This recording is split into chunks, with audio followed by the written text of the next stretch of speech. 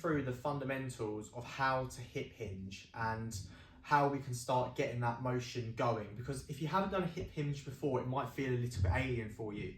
Now, the most important thing is with a hip hinge is it's not a feeling of bending over.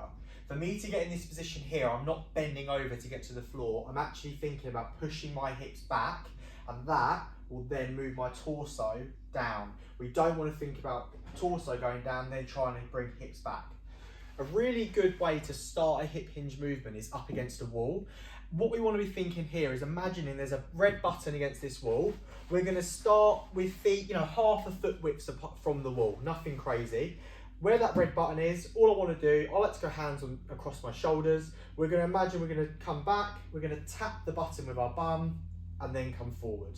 And again, I'm not bending over. At no point am I trying to do that. I'm trying to get my hips to travel back, tap there, come forward. Now, if you do this correctly, as you come back, you might feel a little bit of loading or a little bit of stretching coming through the back of the hamstrings and maybe a bit of a stretch in the glutes. That's how you know you're pushing the hips backwards and you're not just bending over. You shouldn't feel anything in the lower back. Now what we want to do is, once we've got that movement, we can take a little step forward. We can go same again. So feet roughly shoulder width. We're going to stand nice and tall. We're going to imagine that red button's on the wall. We're going to push the bum back until we can tap it.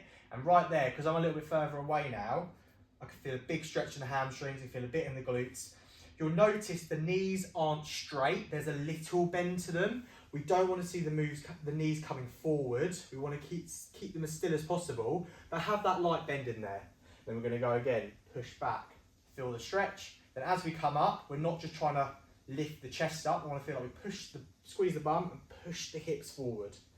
Come back, big red button, squeeze bum, push hips forward. That is the basics of our hip hinge movement.